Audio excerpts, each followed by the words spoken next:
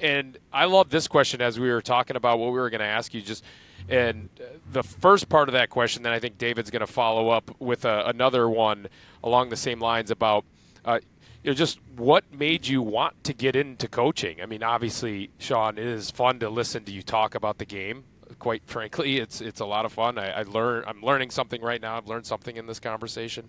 So clearly, you just love it. You have a passion for it. But what was the thing that made you want to get into it? Yeah, I appreciate that. I'm definitely passionate about not just baseball, but coaching in general because for me, it's all about giving back, right? I was very fortunate throughout my career to play for a lot of really good coaches. My former high school coach, really the guy that impacted me first was him. And even before that, in my youth programs, I had some really good coaches that set me up for success. They really taught us the game well.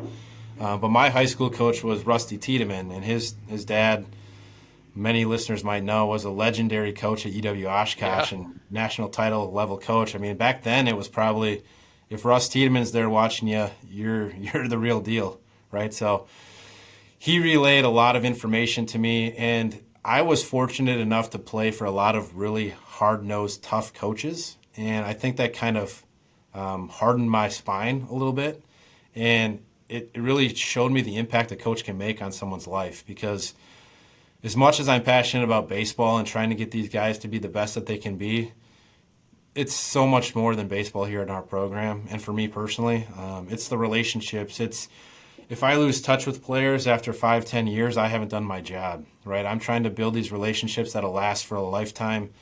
I love when you get that wedding invitation from a former player because they valued you and they got some benefit out of you, so they want to have you come and show you where they're at in life.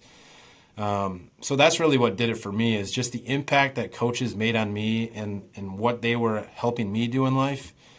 I just always wanted to find a way to give back. And I think that's what life should be about. For whatever we have, we should be grateful. And we should find a way to take that and give back in some sense of the manner to make someone else's life better too. Because if my players leave and they become coaches, that's a testament to we're doing our job right because we made them want to do the same type of thing that we're doing. That's awesome. Would you say that relationship piece is the most fulfilling part of being a coach, or is there something specific that when you see a player maybe act a certain way, do you accomplish something big that makes you feel the most fulfilled in your role as a coach? Yeah, I mean, honestly, there's a lot of ways to get fulfillment in this, and it doesn't mean that you have to win a baseball game, right? Like when you're an assistant and you're in the cages with a guy and you just keep hammering the point over and over and something's not clicking, but that aha moment, the second it clicks, it's such a great accomplishment as a coach. And we have to be really good at handling our emotions and not showing when we're frustrated too, because ultimately the team feeds off the coach. They feed off, it's a top-down effect, right? How you act in the dugout is how your team's going to act. So that's one thing that I've learned throughout my tenure is you have to find a way to control your emotions, and the team's going to feed off of how you react. So that's a sense of accomplishment too, is when my dugout's acting the way that I want them to act, we're doing our job properly, and I feel a sense of accomplishment because it's so easy in college baseball to get caught up in the drawing game. And I know you guys have all seen it and been a part of it, right? But none of that really impacts the game, right? If we have ironclad minds for the game, we're not going to let that affect us. So the accomplishments that you feel as a coach come from individual successes of your players. Obviously, you feel good when you win, or you just hate losing that much, which I do. But if you just focus on wins and losses, you're not going to be in this very long because it's so much more behind the scenes that it takes, and you got to find the little accomplishments. You're never always going to get those big, life-changing moments. That's not what it's about. It's about taking the small accomplishments, continually stacking those, so that by the end of your tenure, and hopefully when I'm done coaching, when they have to rip the coaching clipboard out of my hands, right? I just want to know that I impacted people in the right way and that I gave them the opportunity to do what they're passionate about. And hopefully that means a lot of them want to continue coaching because we impacted them in the right way. No, that sums it up, Shaun. I mean, you've always been a friend of the program. It's like really easy to cheer for you and cheer for UWM success, and seeing you take over the program too after Duffick retired. It just makes it that much easier to root for you guys over there. So just want to say appreciate your time, and we'll keep rooting for you. Yeah, I appreciate that. If you don't mind, I'm going to give 2 quick plugs. Yeah. Be on the lookout. Today is 20th of December. Our schedule is coming out, so if you're interested in seeing what UWM Panther baseball looks like, come to some home games. Come check us out. It's going to be a fun season. We got a challenging schedule, and if you really want to consider playing at a school, you should go to their games and see what the level of competition is like, the speed of the game, and then that self-awareness piece. Where do I fit? Could I play here? Is this a little above me, a little below me, quite honestly? And that's the best way to do it. So be on the lookout for our schedule release. And then anyone who's a baseball fan, we're having an inaugural first pitch banquet here in January. And I bring that up because I'm fortunate that my former head coaches are going to come back and kind of give a rundown of the history of our program. And as much as I know about our program, there's still a lot of pieces of information I don't know. So check it out, January 25th. Jerry Augustine, Scott Duffick are going to be our Q&A speakers, and we're going to just run through the history of UWM baseball and how it's become what it is today. Nice. And where's that at? That'll be here on campus, right across the street from where I'm at today at our basketball practice facility. And you can look on my Twitter or the UWM baseball Twitter. We'll have links out there for sign up, but just an opportunity to really get involved and learn about who we are and what we're doing here. Nice. That sounds great. January 25th. That's big time. I'll put that in my calendar myself, actually. And I can totally attest. Yeah. I can totally you got to check out a game at Franklin Field, home of the Milkman, home of UWM Panthers. It's a great spot. It's an awesome place to watch a game. So I'll recommend that as well, Shaun. We did, before we let you go, we had a trivia question. We wanted to put you to the test. Yeah. We do this sometimes. We just started doing this last week with a trivia question. So today's trivia question, we talked about Dalton Varsho winning a Gold Glove, and you were saying that you felt like he was robbed the year before, but this year he did actually win, so it was his first. How many Wisconsin natives prior to Dalton Varsho have won a Gold Glove? And we'll toss this one around too to see if any of the other people on here could guess the right answer, and bonus points if you know who it was who did it. Boy, I'm not sure. I mean, there's a lot of good baseball players that have come out of here, but that's a next level type of award where only one at the position gets it a year. So I wish you would have told me so I could prepare for this. I mean, it can't be more than 2 or 3, I would think, but I'm hopeful it's more than that. I mean, I don't know. I'm not. I don't know. Did Vinny Rottino win one? No, gosh. It's got to be like a pitcher or something like Shane Raleigh or. My guess is 1. I don't know who it is, Yeah. but my Who guess is is it? just 1. Wait, is Mike maybe I Socher- should just edit. This did not go as well. Is Mike Socher from It's Wisconsin? Mark Grudzelenik. Oh. Yes, Gruds. Good utility infielder right there. Yeah. I don't know what position he won it at. Probably second base, probably. Second assume- base. St. I wonder Thomas if Joe More High Randa School. was Joe Randa ever up for one?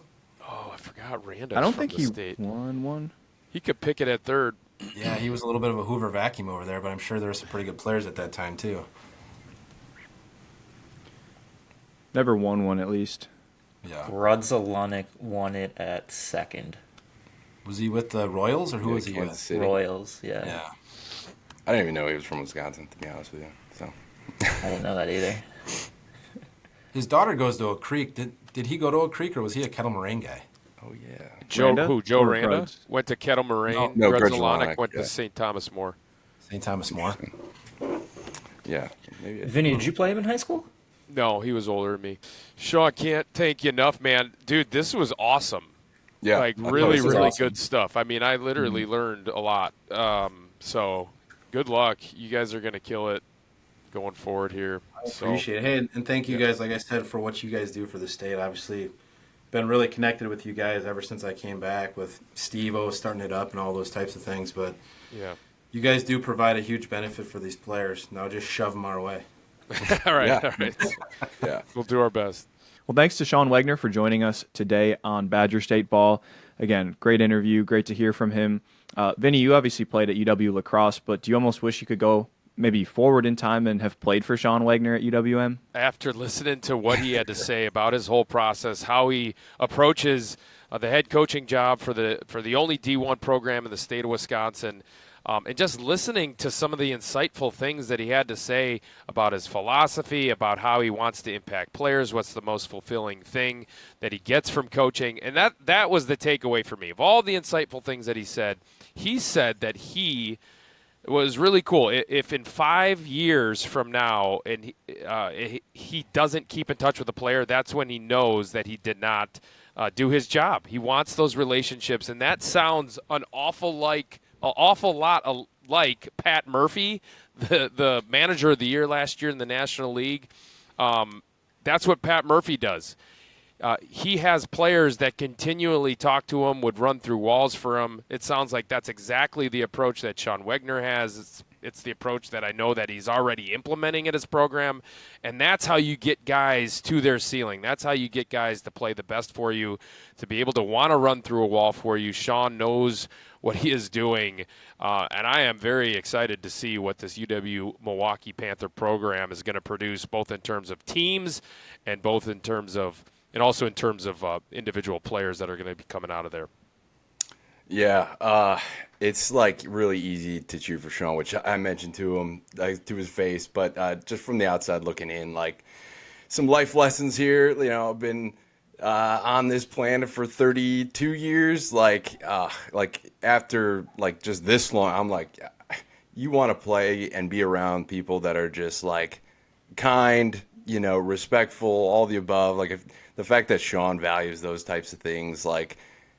I mean, looking back on it, it's like playing for a type of person like that first and foremost, and somebody you can call a coach. Like, I think that's just you got to figure out what's important to you. Like at this point in your life, if you're listening to this and considering like college baseball options, I'm sure Shaun's not the only coach like that. But knowing your options in a head coaching itself, like what kind of instruction you're going to get, and like just the human being you're going to interact with day to day.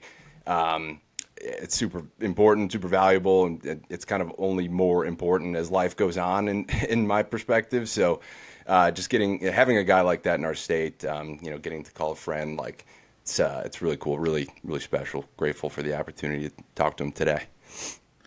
Yeah, and on top of that, like as a former player, I was listening to him talk and just wanting to basically run through a wall for him already. Like I'm not even one of his players, and he had that response with me, like that resonated with me immediately. And also just him stressing about how important finding the right fit is nowadays. Like Vinny talks about the fit all the time, and hearing the only Division I state coach in the state say that, it was just a little more eye-opening when you hear it from him. Yeah, it was much better than I expected. The interview, I expected it to be good because in my interactions with him, they've been great. But it was great hearing about that, and certainly a program that I think will continue to rise. Had a year where you could see the foundations being laid in his first year as head coach last year, and just will continue to follow that trajectory. We did want to mention a few commits over the last week. Emmett Seelan committed to UW-Stevens Point. Max Zilke, left-handed pitcher from Madison West, committed to Ripon. Trenton Krewald from De Pere to Mott Community College. Matthew Gruber from Union Grove to Madison Junior College. Emmett Kelchin from Kettle Moraine to Indian Hills Community College. And Gavin Larson from Westby committed to Lakeland. So congratulations to all those players. Obviously a big accomplishment to commit to that next level. Another guy we have that we want to highlight on today's Rotina Report, not a high schooler like we've featured in recent years, but someone who eventually will be looking for a fit at that next level. That's current JUCO player who is from this state. Vinny, who's today's player you're highlighting on the Rotina Report? Yeah, a little bit different approach to the Rotina Report today. We're talking about a player that's actually currently in college. He's at Madison Junior College with Mike Davenport, who does just a phenomenal job in developing players. Noah Marshke, big left-handed pitcher, 6'3". We have him listed at 6'3". In our database, it wouldn't surprise me if he was 6'4" or more at this point, because we had him at 6'3". As a sophomore at the Future Games a couple of years ago. He's a 2024 grad. So, again, he is at Madison Junior College, big left-hander who really has a very, very quick arm. there's some development left in here, and so the ceiling is really, really high for this kid. He had Tommy John surgery a couple of years ago, missed his junior year, pitched last year. And then again, Mike Davenport, just a phenomenal fit for Noah Marshke right here. Give Mike Davenport 2 years with this kid and watch how good this kid is going to get. He has a hammer-breaking ball. He also has a slider to go with it and a developing change, but it's already up to 90 miles per hour in the fall. And, again, the strikes are there, but it's going to probably tweak the direction and get a little bit more consistent with that delivery as Mike Davenport and company works with him at Madison JUCO, and it's just a phenomenal fit, and I'm very, very excited to see what is going to happen with Noah Marshke in a couple of years. So watch out for Noah Marshke. Yeah, just to tack on there too, this was one of the most dominant underclass arms that we saw in the last couple of years. That being when he was at Stevens Point in high school, freshman, sophomore year, he was like super polished, struck out a ton of dudes, really racked them up. That stuff doesn't really happen that often, and he was excellent, I thought, at the future games when he was down there with us. Some like poorly timed injury luck, but maybe there's some silver linings there. I think getting the opportunity to work with, like Vinny said, Coach Davenport, being inside that Madison program. There are a lot worse places to be. Like he's going to get a lot better there. Actually, Fields too. You saw him this fall pitch. You're our resident JUCO expert. You want to touch on what you saw out of him this fall, actually? Yeah, I got to see him twice, actually, back in Indy and then again at the Rock. Back-to-back weekends, actually. A ton of strikes and a big breaking ball with, obviously, like Vinny said, some development left. Like, I could see him making a velo jump this spring and really cementing himself as just a JUCO guy to know for as he finished his career. He was David Seifert, our director of college scouting at Prep Baseball, just released yesterday, on Thursday it was, of this week, the top 50 JUCO prospects in baseball right now. And Marshke actually made the list. He was number 50 of 50. But we're excited to see where he goes. There are actually 3 Wisconsin guys on there. I'll let you guess and take a look at the other 3. Actually, number 2 overall was a Wisconsin kid. So we'll probably bring that up in some future episodes here as JUCO ball gets closer. But yeah, Marshke, super bright future. Pumped about him. I think that was a great call for the routine report, Vinny. Nice, yes, good player, going to be very good. Yeah, he was impressive at that Puma Classic, the Josh Fields JUCO tournament down in Indianapolis that he dragged me along with. But he was great. He was one of the best arms I saw all weekend. So definitely a name to watch. And we had the trivia question with Shaun, but we also had a trivia question last week that we didn't answer. And so Vinny, Andy, Josh, I know you guys have spent probably about 50% of your week just thinking about what the answer to this trivia question might be. A refresher on that question: since UW-Madison ended its baseball program in 1991, which Wisconsin university has produced the most MLB players? So we'll go around, hear your guesses, and some bonus points. I think not as difficult as a Gold Glove question, but some bonus points if you can name the 3 players who have made their MLB debuts from this school. So I would guess UW-Milwaukee. Andy, do you have a guess? UW-Lacrosse has done a really good job, as you know, Vinny. But it's kind of a shot in the dark for me because I'm kind of guessing based on Rotino alone. So Fields? Yeah, I can think of 2 schools that have 2 right now, and it's Stevens Point and Lacrosse. So I think I'm going to spread my answers around and go Stevens Point. Yeah, I think Stevens Point, right? They have Zimmerman and Feiereisen. Yeah. Feiereisen is active right now. And the correct answer is UW-Lacrosse. We had to get that in the answer, right? Because Vinny is one of them. And who wants to try to? I'm guessing you guys can think of the other 2. Yep, Bosley, one. right? And then I actually looked up the other one, and I should have known it off the top of my head. But Taylor Colway, I was following his career ever since he got picked up by the Padres. And didn't our friend, the scout for the Padres, Midwest area scout, Troy, get him? Yeah, Troy Corner, right? The great scout for the Padres, got both. He drafted Bosley too, I believe. I think he was Padres, yeah. Yeah, he did. That's right. Yeah, Troy does an awesome job. Yeah, he does an unbelievable job, yeah. I think was Lake Bacher, who was a Whitewater guy, I think was also a Padres pick. Was that Luke? a number of years ago. He just made his big league debut this year. Yeah. I deserve no points for that, by the way. I don't want just let the record show. I don't. No point. That's amazing. And UW-Milwaukee has one player in the big leagues.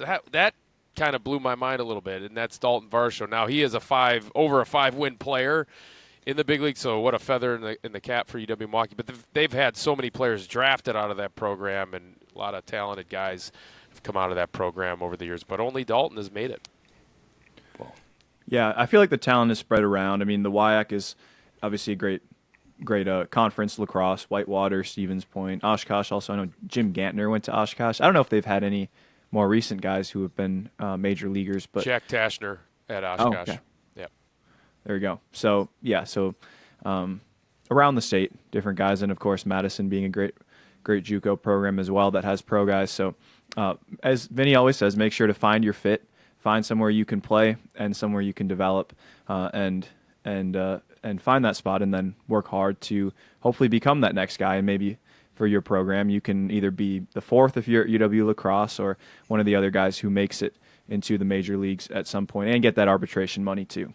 So that's going to do it for our. David, real quick, actually, have you ever seen, speaking of find your fit, have you ever seen Fields in his element more than the Puma Classic?